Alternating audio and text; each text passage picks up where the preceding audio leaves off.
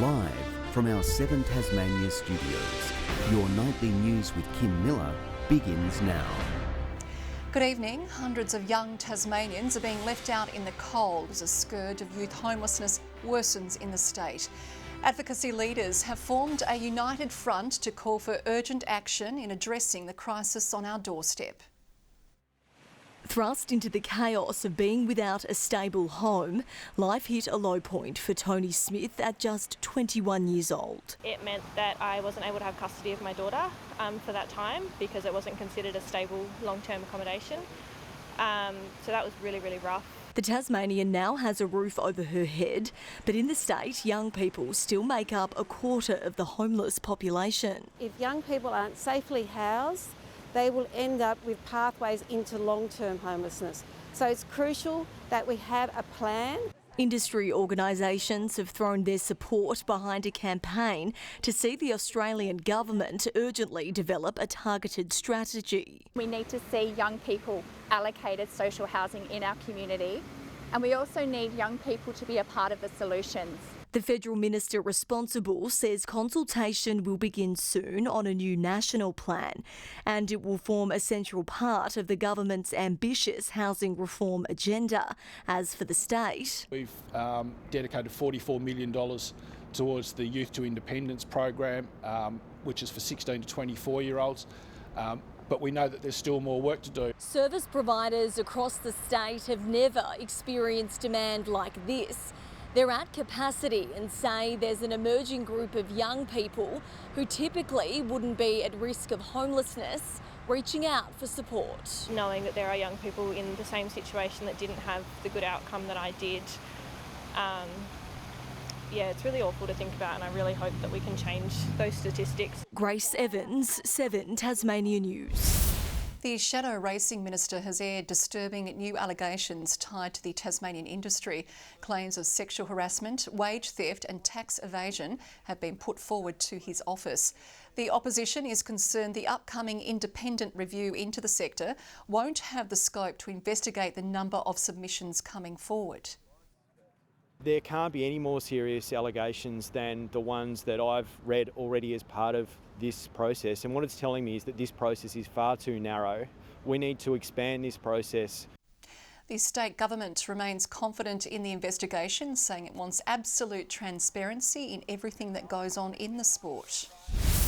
To developing news now, when the Westpac rescue helicopter has been called to a single vehicle crash on the Tasman Highway at Orford. Police say one person has sustained serious injuries and was temporarily trapped. Motorists are urged to expect delays. Tasmania's 29 councils might be forced into mergers, according to Stage 2 of the Future of Local Government review, which uncovered sustainability and capacity issues within the current framework. The online report was today released to the public and outlines the results of community engagement, with more than 4,000 people taking part. The board at the moment have no direct affinity in anything but knowing that to survive into the next 30 years, we have to ensure every community, whether they are small or large, has that capacity to survive. I don't want to scare people with mandated, and that's why I ruled out using Section 214E to bypass Parliament and simply make recommendations around structural reform to the Governor for approval. We will take this suite of reforms through Parliament. Public submissions for Stage 3 will be accepted up until June 21, with the final report now due at the end of September, after a 3-month extension was approved. Let's go to more developing news now, and an elderly woman is in hospital after being struck by an object apparently thrown from a high-rise car park in Hobart. Our reporter Brianna Boylan has the details. Brianna, what more can you tell us? Kim, I'm at Argyle Street car park where the incident took place around 1:20 this afternoon. A group of youths were allegedly throwing objects from the top floor into Wellington Walk. It's understood a 13-year-old threw a full can of soft drink which hit a 76-year-old woman on the head.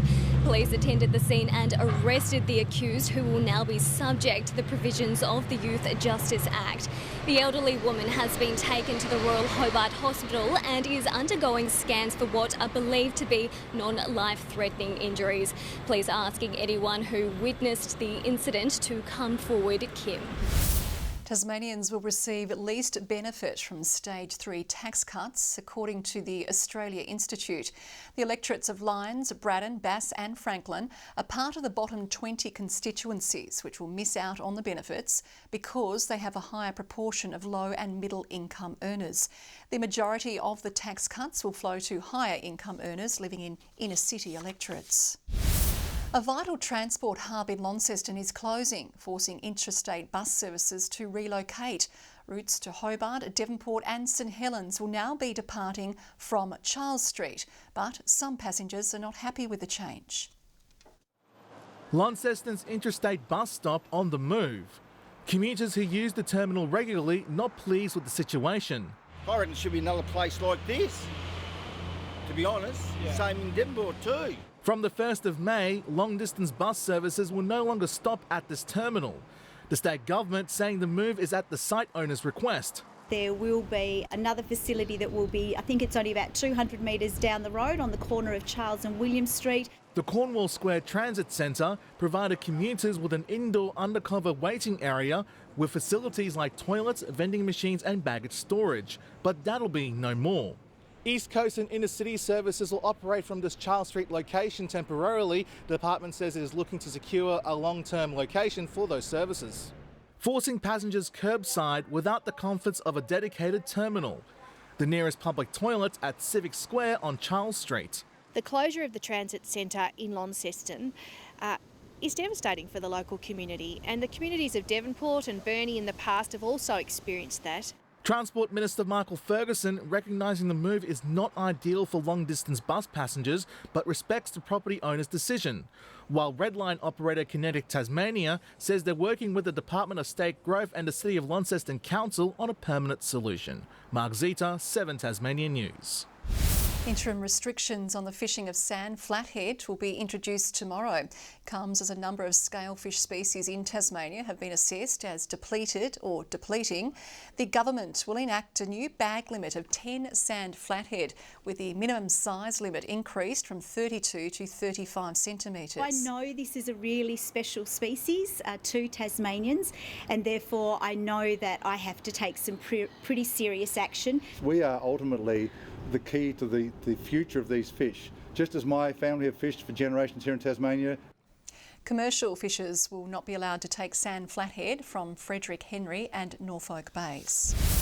The union representing paramedics is calling for the state government to immediately address ambulance staff shortages, ramping and response times. HACSU receiving feedback from its members that they are unable to attend higher priority jobs due to the issues. Crews go unfilled, which means the pressure on the remaining workforce is sometimes unbearable. Our current paramedic workforce needs better support. Staff morale is at an all-time low. Labor has put forward a proposal to hire interns to address the staffing issues. The state government refused to comment on the opposition's plan. The Clare Street Oval facilities have undergone a major facelift, with $1.3 million of upgrades now complete. A number of local sporting clubs, including the Newtown Eagles, are set to benefit from the new infrastructure. We had this building, it was very retro, it was built in the 70s and it was very much below par. They were, not going to lie, very dirty, and the toilets were quite disgusting and gross and not very nice to use. A partnership between local and state government made the renovations possible. A cultural necklace embedded with centuries worth of history has returned home to Hobart. A former art curator uncovered the piece overseas while hunting for Tasmanian Aboriginal artefacts. Once worn by Tasmania's Aboriginal ancestors, this red ochre necklace hasn't been seen in its homeland for nearly 200 years. We know that it was in London in 1834. The Field Museum acquired it in 1957 when they acquired a collection from a British collector of about, I think it's I think it might have been 7,000 to 9,000 objects. The treasured artefact made its way home on Monday, transported from Chicago to the Tasmanian Museum and Art Gallery's Te Pane Mile Whenatu Return to Country exhibition. You go to bed at night, you have faith you're going to wake up in the morning and breathe. That's how important those ancestral objects and belongings are to us. The necklace is now sitting alongside a Queensland artist's own interpretation of the cultural jewellery. His design made with kangaroo skin despite starting out with silver. Got partway through it and then I just went, this is not working. And all of a sudden I get this word in my head that says leather.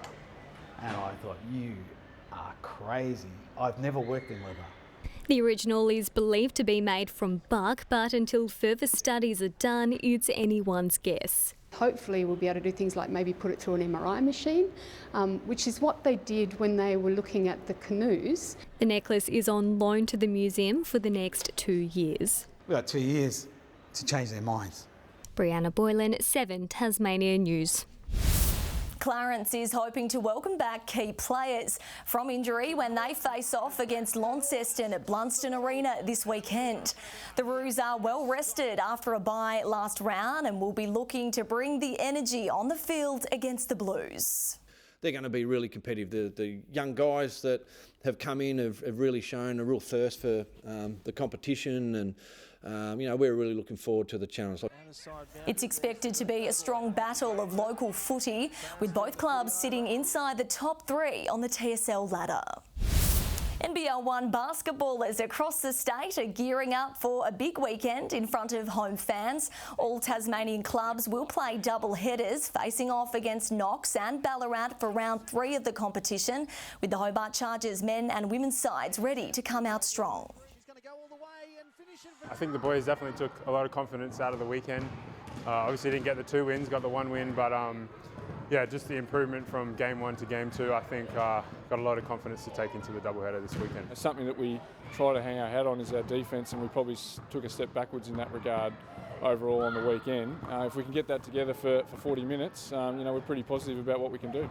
And it will be a family affair when the Tawns face the Raiders. Keely Froling going up against her sister Alicia. She's had a great last couple of years, so obviously bragging rights are definitely on the line.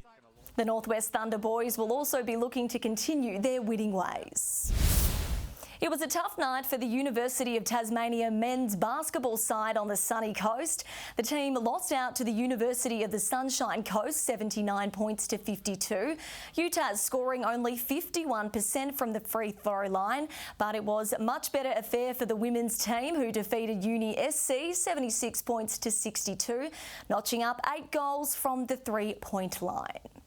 Good evening and happy hump day to you all. Don't know if you're all happy about the weather today. A bit chilly on my books. Hobart and Devonport 16, Launceston 17, Burnie a little on the cool side too, 15 the top. 18 was the high recorded by St Helens and Friendly Beaches. Bushy Park, Smithton and the Bass Strait Islands all 15. Strawn 14 today, and Lyowini a high of 7. Actually all temperatures below average due to this cold field of air over the state filled with cumulus cloud. Best rainfall today, 8 millimetres at Warra. The onshore winds directed cloud over southern parts of the mainland as well, convective cloud over the eastern coastline, while thunderstorms were prevalent over inland Queensland and the far north. Tomorrow, a large high over the Bight extends a ridge over a big portion of the country. Its position means a westerly airflow right over us, and those west to northwesterlies will blow up to 30 knots over the west coast and to 35 knots over southern waters, swells picking up to 5 metres. Now the Bureau have alerted us of a gale warning for waters between South East Cape and Low Rocky Point, and a strong wind warning applies between Tasman Island to South East Cape and from Low Rocky Point to Sandy Cape. Hobart tomorrow, a possible shower, 18 the top, 18 also for Cygnet and New Norfolk, a bit of wet weather in the air. Launceston a high of 19, a cloudy day, a possible shower for Devonport, 18 the maximum, 18 the top for Campbelltown as well. Burnie a shower or 2, 17 the top, showers for Strawn, 17 as well, and 18 for Smithton. St Helens tomorrow, 19 and partly cloudy, Swansea the same, 18 the high for Fingal. On Friday, showers over the west, far south and King Island, fine and partly cloudy for the rest. Mostly fine on Saturday apart from a shower over the west and far south. The best day ahead will be Sunday with fine, mostly sunny weather expected to wash over all regions. A sunny 27 tomorrow in Perth, cloudy and 19 for Adelaide. Melbourne and Canberra partly cloudy as well. Showers expected in Sydney, 27 on the way for Brisbane and a sunny day in Darwin. Mostly clear in Hobart, 9 at the moment, 9 degrees in Launceston, partly cloudy in Devonport and 10. And Kim, I took a leaf out of your book, first day back from a break. I've spent the first 6 hours looking up airfares for the next holiday. It's good advice I give. Thank you, Merv. And that is all your news for now. We'll have news, sport and weather updates throughout the evening. But for now, it is good night.